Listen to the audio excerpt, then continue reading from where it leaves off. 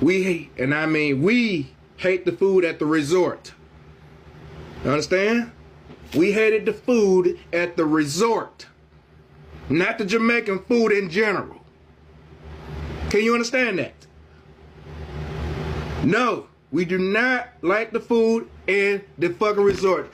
The Decameron up in Montego Bay, do better. Do better, because it's only been at least 40% of the time we spent there, we done ate some good food at the resort.